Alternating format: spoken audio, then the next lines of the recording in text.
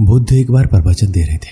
तभी एक शिष्य पूछता है, गुरुदेव, व्यक्ति स्वयं के भीतर हो रहे उथल पुथल और अशांति को दूर कैसे कर सकता है? शांति का अनुभव कैसे कर सकता है? क्या कोई दूसरा इसमें कोई हमारी सहायता कर सकता है?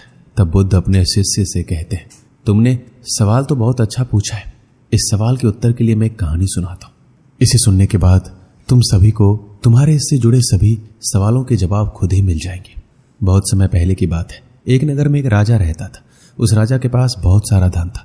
सोना चांदी से उसका घर भरा रहता था। उसके पास किसी भी चीज की कोई कमी नहीं थी। वो राजा बहुत ही ऐशो आराम का जीवन जी रहा था। लेकिन उसके पास सब कुछ होते हुए भी वो राजा अशांत था। उनका मन स्थिर नहीं था। वो खुश भी नहीं था। वो अपने इस अशांत मन के कारण प्रजा पर भी ध्यान नहीं दे रहा था। धीरे धीरे समय निकलता गया। राजा का मन अशांत ही रहने लगा। वो ना जाने कौन कौन से विचारों में खोया रहता था। वो सभा में भी ध्यान नहीं देता था। एक समय आने पर पूरे नगर में ये बात फैल गई थी कि राजा का ध्यान राज दरबार में नहीं है। वो तो अपनी अलग ही दुनिया में खोया हुआ है। जब ये बात राजा के मंत्री को पता लगी तो उसने राजा को बहुत समझाया कि वो अपना सत्ता पर ध्यान दे, वरना सब लोग उसके विरुद्ध हो जाएंगे। राजा अपने मंत्री से कहता है कि मैं चाहता तो हूं कि मैं अपने कामकाज में, अपने राजकाज में व्यस्त रहूं, लेकिन मेरा मन राजकाज में लगता ही नहीं है। हमेशा बेचैन रहता है। राजा की बात सुनकर मंत्री राजा से कहता है, यदि आप अंदर से इतने उदास हैं, परेशान हैं, आपका मन बेचैन है, तो मैं आपको इसका एक उपाय बताता हूँ। ये उपाय जरूर काम करेगा। राजा पूछते हैं, कैसा उपाय? तब मंत्री कहते हैं, हमारे नगर के इस राज्य में एक महात्मा अपनी कुटिया बनाकर रहते हैं। वो महात्मा बहुत ही विद्वान है। दूर दूर से लोग उनके पास अपनी समस्या का हल निकलवाने के लिए आते हैं। आप भी उनके पास जाकर उनसे अपनी समस्या के बारे में बात करो। वो क्या कहते हैं उस पर ध्यान दो, आपका हल अवश्य मिलेगा। राजा मंत्री की बात सुनकर अगले दिन सुबह सुबह ही जंगल की तरफ चल दिया। किसी से कुछ भी नहीं कहते। वो जंगल में पहुंचने के बाद जैसे जैसे मंत्री ने बताया था उसी रास्ते पे चलते गए और महात्मा के पास पहुंच गए। वो वहां जाकर देखते हैं कि महात्मा अपनी कुटिया के बाहर एक पेड़ की ठंडी छाया में विश्राम कर रहे थे और उनके आसपास कोई भी नहीं था। राजा महात्मा के पास जाते हैं और उन्हें प्रणाम करते हैं। राजा को देखकर महात्मा जी कहते हैं, कहिए राजन, यहाँ आना कैसे हुआ? तब राजा महाराज जी के समक्ष आकर उससे कहते हैं कि महाराज जी, मैं एक राजा हूँ और मेरे पास सब कुछ धन दौलत ऐशो आराम सोना चांदी से मेरा महल भरा पड़ा है। मेरे पास किसी भी चीज़ की कोई कमी नहीं है, लेकिन फिर भी मैं भीतर से बहुत बेचैन हूँ। समझ ही नहीं आता ऐसा क्यों है। आप ही मुझे इस समस्या का समाधान बताइए। राजा की बात सुनकर महात्मा कहते हैं, मैं आपको एक हल बताऊंगा, लेकिन उससे पहले आपको मेरे साथ यहाँ पर रहना होगा। क्या आप ये सब कर सकते हैं? राजा कहते हैं, अवश्य महात्मा जी। और फिर राजा वहीं पर रुक जाता है। पूरे दिन महात्मा राजा से कुछ नहीं कहते और ध्यान करते। ध्यान करने के बाद अपने अन्य कार्यों में व्यस्त हो जाते।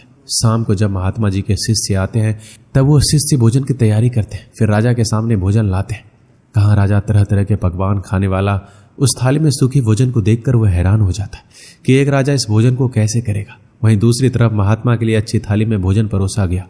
वो भोजन सूखा भी नहीं था। ये सब देखकर राजा को अच्छा नहीं लगता है, पर वो कुछ नहीं कहता। वो थोड़ा सा भोजन खाकर बाकी भोजन को छोड़ देता है। अगले दिन सुबह सुबह ही राजा टहल रहा होता है। तब वो देखता है कि सभी शिष्य और महात्मा अपने कार्य में व्यस्त हैं। उसके बाद महात्मा अपने शिष्यों को शिक्षा देते, उपदेश देते और उसके बाद वो नगर में ज्ञान देने के लिए निकल जाते। फिर महात्मा राजा को अपने पास बुलाते हैं और कहते हैं, तुम मेरे साथ ध्यान करो। राजा तो यही प्रतीक्षा कर रहा होता है, महात्मा जी कब उसके सवाल का जवाब देंगे, लेकिन वो पहले ध्यान करने बैठ जाते। महात्मा स्वयं तो पेड़ की ठंडी छांव में बैठते और राजा को धूप में बैठने के लिए बोलते। राजा थोड़ी देर धूप में बैठता है और उसकी हालात खराब हो जाती है। वो क्रोध में आ जाता है और फिर राजा क्रोध में आकर महात्मा से कहता है, आप अपना ध्यान कीजिए, मुझे अपना राज्य लौट जाना चाहिए। फिर महात्मा जी कहते हैं, आप क्यों जा रहे हैं? तब राजा महात्मा जी से कहते हैं, यहाँ रुककर मुझे कुछ भी प्राप्त नहीं होगा, तो फिर यहाँ रुककर मुझे क्या करना है? मैं तो आपके पास अपनी समस्याओं के समाधान के लिए आया था, लेकिन यहाँ पर तो मुझे कुछ भी प्राप्त नहीं हुआ, बल्कि मुझे यहाँ तो और दुख मिल गए। मुझे भूखे पेट सोना पड़ा, इस धूप में तपना पड़ा। इससे अच्छा तो यही होता कि मैं यहाँ आता ही नहीं। राजा की बात सुनकर महात्मा जी मुस्कुराते हैं। ये देखकर राजा को और भी ज्यादा क्रोध आता है और राजा महात्मा जी से कहते हैं, आपकी इस मुस्कुराहट के पीछे का कारण क्या है? आपको मेरी समस्या पर खुशी हो रही है? आप कैसे महात्मा है? तब महात्मा जी राजा से कहते हैं, आपकी बातें सुनकर मेरे चेहरे पर मुस्कान आ गई।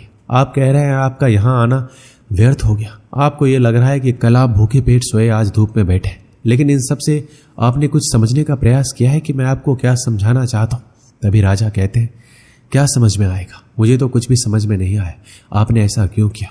तब महात्मा जी कहते हैं कि यह सब करने के पीछे कारण यही था कि मैं आपको ये समझाना चाहता हूं कि जिस प्रकार मेरी ठंडी छांव में बैठने से तुम्हारे हिस्से की धूप कम नहीं होगी, जिस प्रकार मेरे अच्छा भोजन करने से तुम्हारा पेट नहीं भर सकता, आपको संतुष्टि नहीं दे सकता, आप परेशान हो तो आपको ही उसे दूर करना होगा। वो आप खुद ही दूर कर सकते हैं।